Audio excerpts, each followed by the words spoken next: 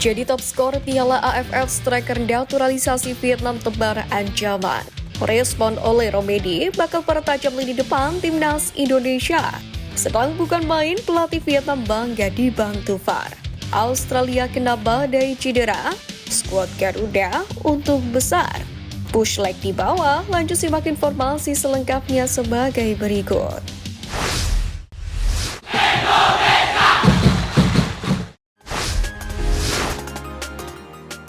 Australia kena badai cedera, skuad Garuda untung besar.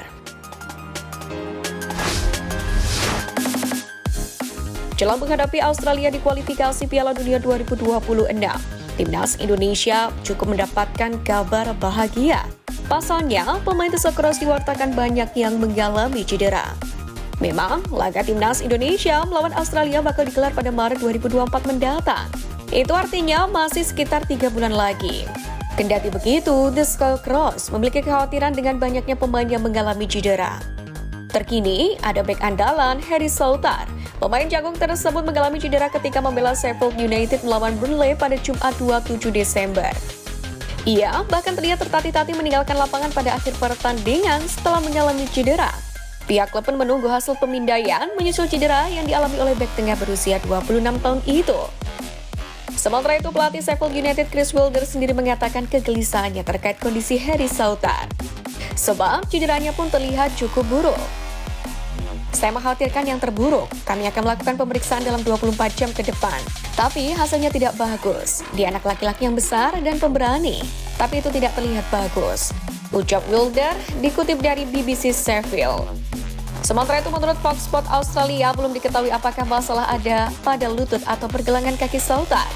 Namun, komentar Wilder telah memicu kekhawatiran mengenai berapa lama sang pemain akan absen. Souttar sendiri telah mengatasi satu kemunduran karir yang signifikan dalam beberapa tahun ini, terutama setelah mengalami cedera ACL di lututnya saat bermain untuk Skullcross dalam laga kualifikasi Piala Dunia 2022 lalu. Hanya 12 bulan kemudian ia kembali memainkan peran utama selama perjalanan Australia ke babak 16 besar Piala Dunia 2022. Souttar sendiri pun memang menambah panjang daftar pemain Australia yang mengalami cedera. Pasalnya, bek tengah berusia 21 tahun Alessandro Kirkati juga mengalami cedera ACL saat sesi latihan dengan klub Liga Italia, Parma pada akhir September kemarin. Striker Kusini Yengi pun juga mengalami cedera lutut saat laga terakhir melawan Bahrain pada bulan November kemarin. Dengan badai cedera yang dialami oleh timnas Australia ini tentu menjadi angin segar untuk armada STY. Meski begitu, haram untuk menurunkan kewaspadaan, apalagi laga ini akan digelar di kandang The Skullcross.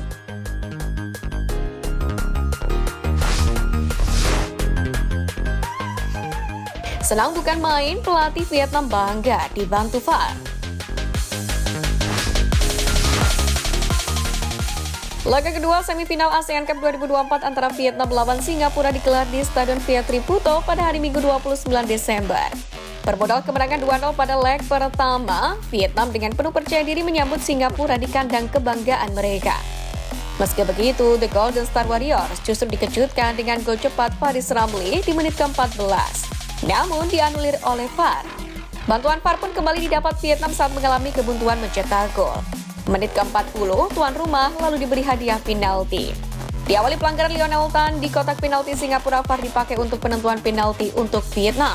Hingga akhirnya dominasi Vietnam membuat skor 3-1 menutup pertandingan leg kedua semifinal ASEAN Cup 2024. Vietnam pun lolos ke final dengan agregat 5-1 atas Singapura.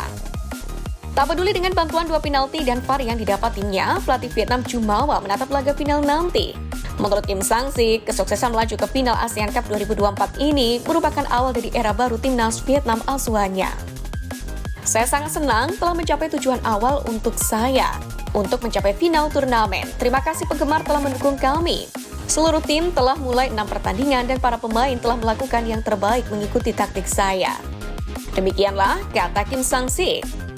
Tak sampai di situ saja, pelatih asal Korea Selatan ini pun juga sesumbar mulut besar terhadap lawan di partai final nanti.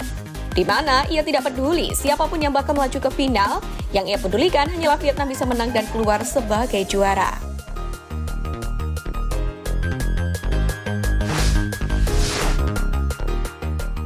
Jadi top skor Piala AFF striker naturalisasi Vietnam tebar ancaman.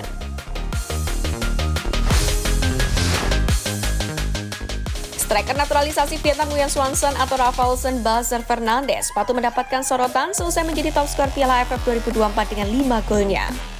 Sebagai informasi, sebelum laga Vietnam versus Singapura, striker Singapura Samuel Anwar memimpin daftar mencetak gol terbanyak dengan 4 golnya. Namun, di akhir pertandingan, Swanson pun memiliki 2 asis lebih banyak dari striker Samuel Anwar. Pemain Singapura itu belum mendapatkan asis tersebut. Istimewanya, Swanson sendiri hanya memainkan 3 pertandingan di turnamen ini. Ia melewatkan 3 pertandingan pertama babak penyisihan grup karena tidak memenuhi kualifikasi FIFA. Swanson sendiri menciptakan pengaruh besar di tim nasional Vietnam. Pelatih Vietnam Kim Sang-sik pun juga membiarkannya bermain di setiap pertandingan. Padahal, proses naturalisasi Swanson sendiri sempat berbenturan dengan aturan FIFA, yang mana dalam statutanya mengharuskan seorang pemain asing tinggal dan bermain selama 5 tahun di negara tersebut sebelum memenuhi syarat untuk mewakili tim nasional. Di sisi lain, Swanson diketahui baru 4 tahun tinggal di Vietnam, yang itu artinya belum memenuhi persyaratan dari FIFA. Meski demikian, pada akhirnya Vietnam tetap memainkan Swanson di Piala AFF 2024 ini mengingat turnamen tersebut bukan bagian dari kalender resmi FIFA. Terlepas dari polemik itu, masyarakat Indonesia sendiri iri terhadap timnas Vietnam yang memiliki penyerang naturalisasi tajam seperti Nguyen Xuan Son. Warganet pun menanti kiprah Nguyen Xuan Son ke depan ketika dihadapkan dengan bek-bek top Asia seperti yang dialami oleh Ragnar Oratmangun atau Rafael Strijk bersama timnas Indonesia. Lalu sanggupkah Nguyen Xuan Son untuk mencetak gol?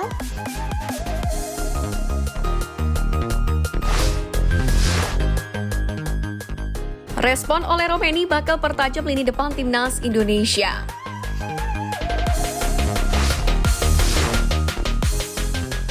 PSSI masih terus melakukan naturalisasi terhadap para pemain keturunan yang tinggal di luar negeri, terutama di Belanda.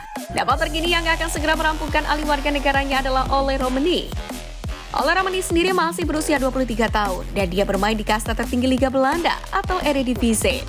Meski saat ditawari masih mungkin menanti panggilan dari timnas Belanda, namun saat itu Romeni mengaku tertarik untuk membela timnas Indonesia. Itu absurd, saya menerima DM Instagram pada setiap detiknya, itu sangat menarik dan benar-benar indah. Anda bisa benar-benar menjadi panutan dan menginspirasi orang. Ada begitu banyak orang di Indonesia, jadi itu tentunya adalah sebuah kesempatan yang luar biasa. Kata Romeni sebagaimana dilansir dari Football Premier. Dalam hal ini, Denny van Laar sendiri yang berbicara dengan Romeni di Football Premier mengaku takjub dengan bagaimana Indonesia membangun tim pada saat ini. Ole sendiri diketahui memiliki darah Indonesia dari sang ibu. Nenek pihak ibu Ole disebut-sebut lahir di Medan, Sumatera Utara. Namun, informasi identitas dari sang ibu cukup minim. Sedangkan ayah Ole Romeni diketahui bernama Piet Burgess. Sosok Piet ini menjadi mentor sekaligus panutan bagi Ole Romeni. Menurut Ole, trik dan kemampuannya sebagai seorang striker diajarkan oleh sang ayah.